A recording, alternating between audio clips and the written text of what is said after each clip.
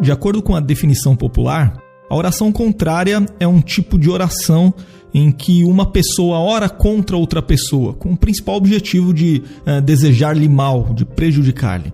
Inclusive, há uma ideia muito conhecida entre os crentes de que a oração contrária é feitiçaria. Mas a verdade é que a Bíblia não fala nada sobre oração contrária. Isso porque, essencialmente, esse tipo de oração nem mesmo existe. Aí talvez agora você esteja pensando, né? Como assim oração contrária não existe? Bom, a Bíblia fala em diferentes formas e tipos de oração. Por exemplo, a Bíblia fala de orações particulares, fala de orações públicas, orações planejadas e orações espontâneas. E também fala de oração de adoração, de oração de ação de graças, bem como de oração de súplica, de confissão de pecados e intercessão.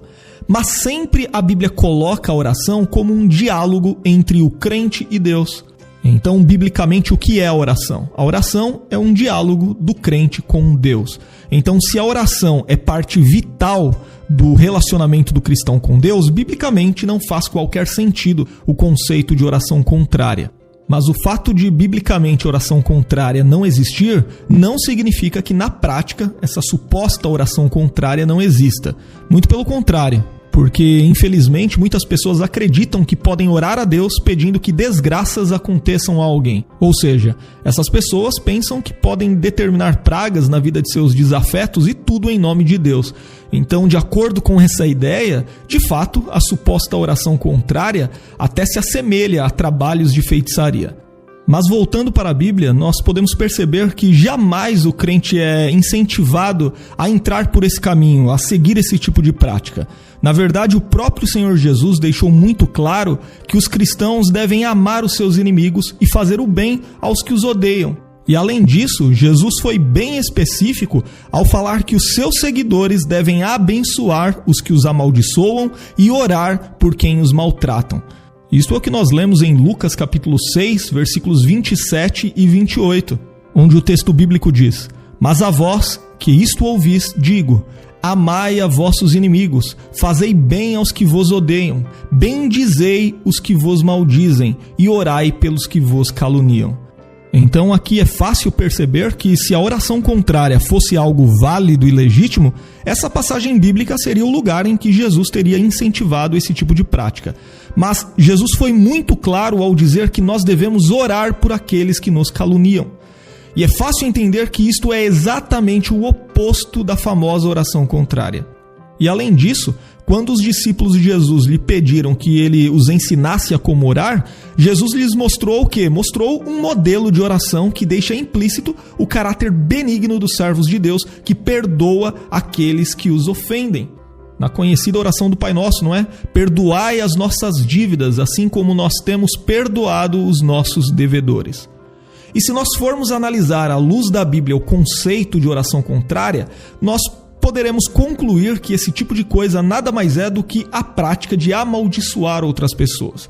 E quando o assunto é amaldiçoar alguém, aí então a Bíblia é bem clara em sua posição. Por exemplo, lá na Epístola de Tiago, nós lemos sobre o erro de alguém proferir maldições contra outras pessoas.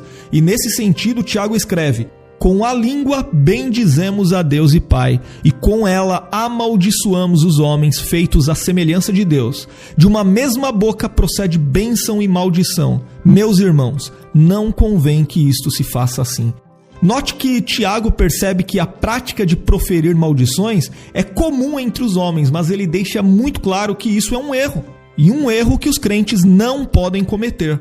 E na sequência de seu texto, Tiago ainda conecta esse tipo de coisa com toda sorte de sentimento faccioso, como a inveja e a ambição egoísta, que resulta no quê? Resulta em perturbação e toda obra perversa.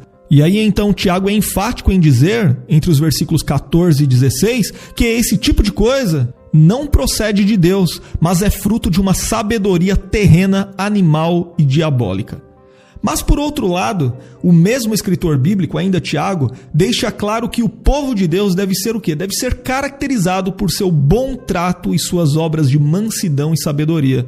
Isso porque, conforme escreve Tiago, a sabedoria que vem do alto é primeiramente pura, depois pacífica, moderada, tratável, repleta de misericórdia e de bons frutos, sem parcialidade e sem hipocrisia.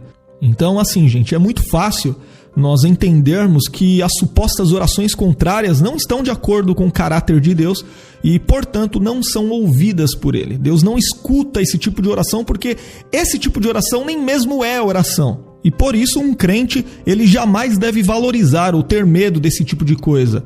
Talvez aí algumas pessoas estejam se perguntando, né? Nós devemos dar crédito a orações contrárias? A resposta é não.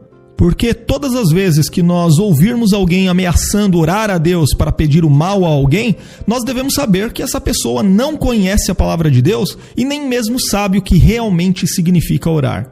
E também é verdade que algumas pessoas adeptas das supostas orações contrárias chegam ao ponto de dizerem que há base bíblica para esse tipo de atitude reprovável. E normalmente essas pessoas fazem uso de passagens bíblicas isoladas e fora de seus contextos, é claro. Os chamados salmos imprecatórios, por exemplo, fazem parte dos textos bíblicos mais usados nesse sentido. Só que essas pessoas, elas erram ao perceber que nessas passagens os escritores bíblicos clamam para que Deus justifique o justo e manifeste sua justiça contra os ímpios.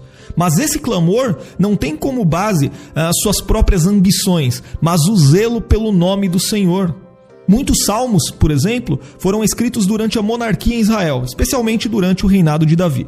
E como Davi era o rei escolhido por Deus para ser o regente na terra do povo da aliança e através do qual Deus haveria de cumprir sua promessa de enviar ao mundo o Rei Supremo, Jesus Cristo, que, como sabemos, veio da descendência de Davi, qualquer pessoa que se levantasse levianamente contra Davi, na verdade, estava se levantando contra o próprio Deus e o seu propósito soberano.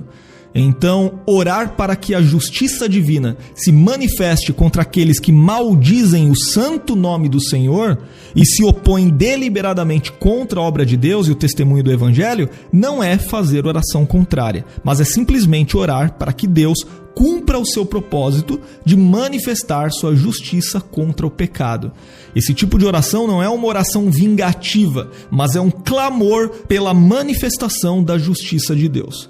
E, inclusive, esse clamor pela manifestação da justiça de Deus é a oração que os mártires fazem no céu e que será cumprida quando Cristo voltar em glória e julgar todos os inimigos de Deus. Mas, por outro lado, as supostas orações contrárias nada mais são do que orações vingativas fundamentadas em propósitos egoístas, em propósitos pessoais. Ou seja, nas supostas orações contrárias, a preocupação jamais é o zelo pelo nome do Senhor, mas é o zelo pelo próprio nome da pessoa que pensa poder orar a Deus rogando praga sobre alguém que por algum motivo supostamente lhe ofendeu. Então, para concluir, respondendo aqui a pergunta qual é o poder da oração contrária, a resposta é nenhum, não há poder nenhum, porque Deus simplesmente não ouve, não escuta esse tipo de oração.